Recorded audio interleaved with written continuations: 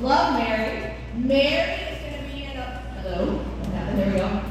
Mary's going to be in a play called Little House on the Ferry. It is playing at the Ritz Theater in downtown Scranton.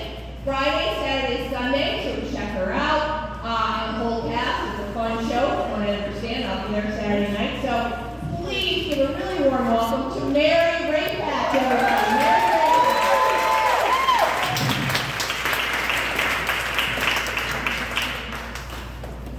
All right, so I'm loving this mic setup. I feel like I should have like a piano somewhere. So first of all, thank you all so much for coming out on a Thursday night and not murdering your best friend. Well done, everyone. I saw no blood. I heard no tears. I saw no bleach being brought out, so I consider that a very, very successful event.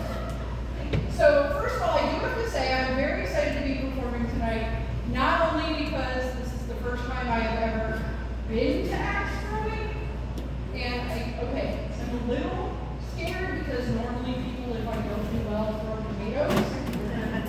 Not tomatoes, that's soft. So please, are they? Okay, they're off the way. I also do have to give a shout out before I begin, because in the audience we have, for the last time for the next 2 years, the founder of the place that I call home, Scranton Improv and Comedy, the amazing Diane Scott Show. Diane, and the reason why I'm giving her a shout out is that this woman is the queen of connecting people, and by the end of the night, chances are you will be friends with a stranger you have never met before. I had no idea who Janine was until like last Thursday, and then Diane was like, hey, so that's the kind of person. So let's get a round of applause for the amazing Diane Scott. And I'm also thrilled to be here this evening because this past week has been my slice of heaven. Y'all have all heard about Hot Girl Summer. I am thrilled that we are finally entering Fat Bitch Fall. This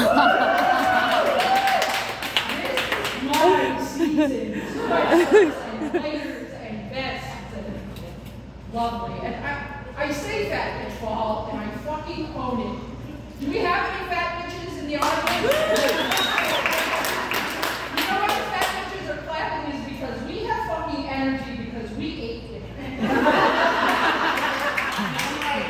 And I want to have this conversation. So I have grandkids, and the other day I came home and they were making a fort.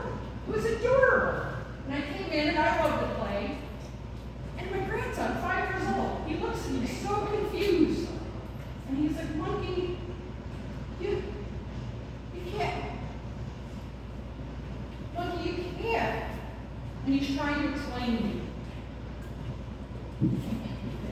And then finally, being 5, he just said, because you're too fat.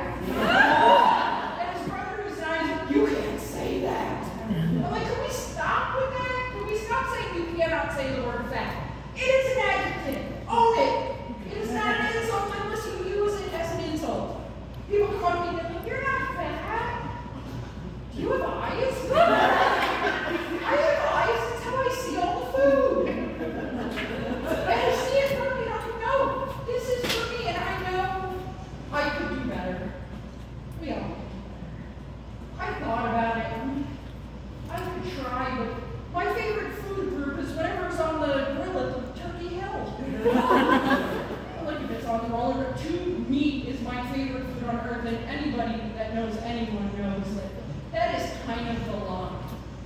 You may go to New York and have your hot dog, but you really love a sausage. That's when you're my people. Meat in a tube of sausage. They have bratwurst in the Midwest, and here in Northeast PA, we have the greatest food known to man, the pasta. That is my primary food group. And I have I don't know, has anybody here ever done CrossFit? Yeah. There's one person in the back that's still like energy from their livestock. That's the kind of energy CrossFit gives you. And it was that was a trick question though, because the truth is, if you know anyone that does CrossFit, they will enjoy it.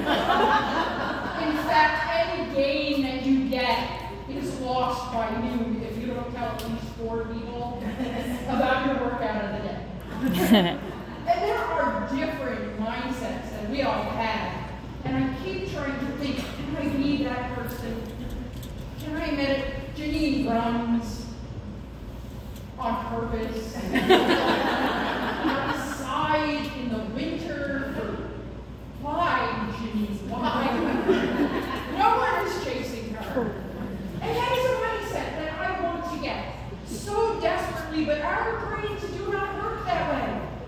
I mean, think about it. You go to a CrossFit class, and these people are prepping for the freaking apocalypse. They are jumping on boxes, they are climbing on ropes.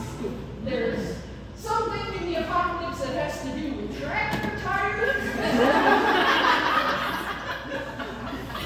But here's the thing, I used to think they were prepping, but we had the apocalypse. Y'all are still here, give yourselves a round of applause.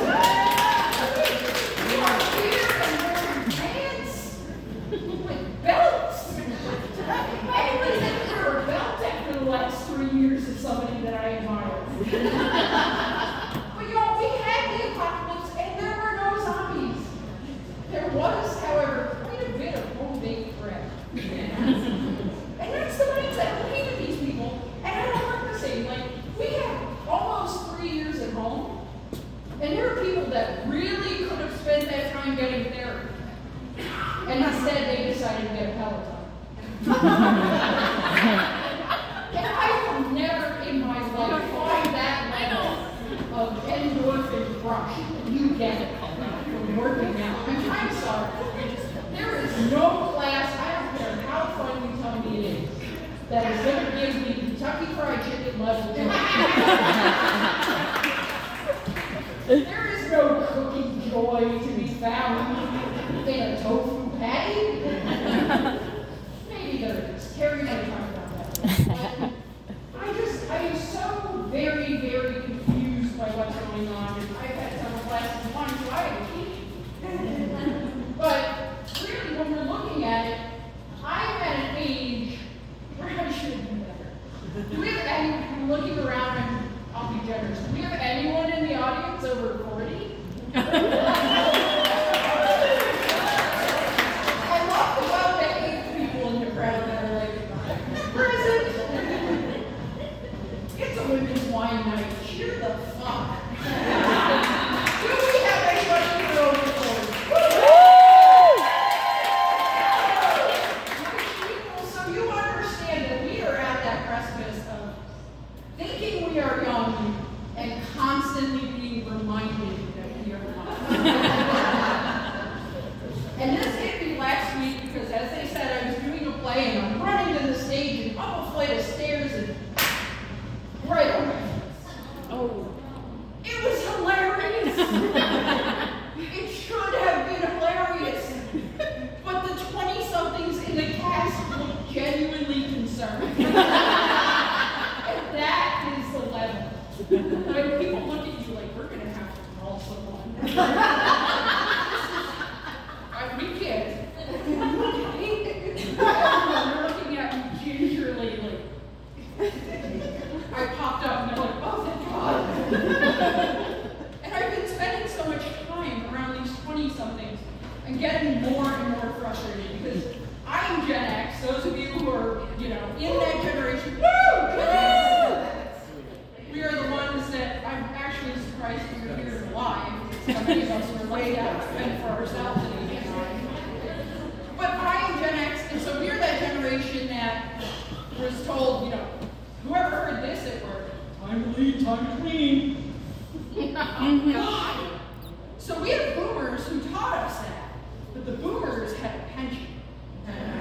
We're just going to work till we die, but we still feel like, I'm leading, I'm leading.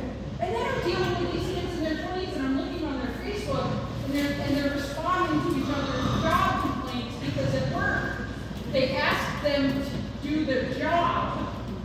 And they're like, I don't get paid enough for that. Literally, that is what you get paid to do. Like, you're not just paid to stand there sometimes to be nice a little. I know, it makes me sound like but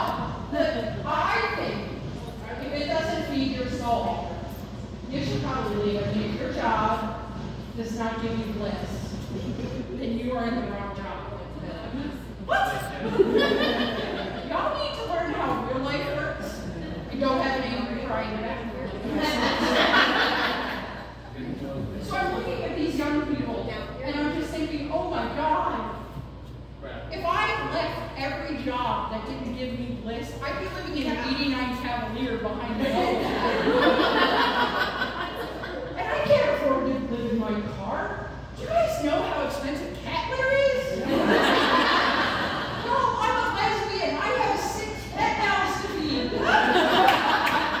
Don't even get me started on the cost of my guinea pigs that are marijuana. And I'm just thinking, oh my God, this entire generation, they were created by us. I see a dude my age. My wife and I went to the zoo last week. This kid is 7 years old, looking at a freaking tiger. And his father's like, come on, Billy, let's take a picture. This kid's over here like, Daddy, take my picture! Well, Billy, there's a tiger. Daddy, look! This kid thinks that whatever he is doing is more interesting than a freaking tiger. So I'm looking at this and I'm like, oh my God, these are monsters of our creation, especially now. The last 2 years, we've done nothing but move online. I'm looking back and we're all trying to get back into the real world. Again, all of you are wearing pants. Almost everyone at least has a button, if not a nice pair of tights. But still, we really spent too much time online, and now we're back in person and we're still revisiting the online. And the problem is, has anybody ever used that Facebook memories function? There's like one person that's like, I don't know. It's a nice reminder of your early 30s mistakes. Like when you posted that meme that told you that Jesus won't love you if you don't post that meme. And then you learned in 2012 that life was still happening, and you're like, oh, that meme didn't work. But now we have that memories function, and people like to go back. And now we're looking back at 2 years ago. And people are starting to share their memories as if they're auditioning for the Ken Burns documentary of the pandemic. And everyone is commenting on what they saw. Do you remember? Who would have thought that that kind of, oh my God, you guys, can you believe? Yes, Becky, we can believe it. We were all there. We were all sitting in our house, doom scrolling through TikTok at the exact same time. And then we all have that one friend that's a little too serious. That they have to share, and they're like, no. This is going to be the Facebook status. And we look at posterity. Very well for some people. I didn't even hear it. He said he heard it upstairs, so he's walking over now. But he was down there. I didn't Watch. Okay. I didn't Dearest Abigail, oh, yeah. I'm sending you my regards from aisle 10 of the Costco in Plainfield, New Jersey. 'Twasn't a roll of 2 plies we found west of the Delaware Water Gap. And please know that I fought off many to ensure that I got not only the shaman, but the Capri Sun. And should I not make it back east of Stroudsburg, please know that I did it all for thee, including our little ones, Braylon, Caleb, and Machine Gun Kelly. Y'all know that person. So thank you all for joining us this evening in person, in real life, in an axe-throwing place, here to enjoy comedy with your fellow women. I am so thrilled to be bringing up to the stage next the incredible Terry Branahan, who is one of my favorite comics, frequently voted the greatest comic in northeastern Pennsylvania and elsewhere. She has been on more places than I can do and does more material than I can ever come up with. And I am so thrilled to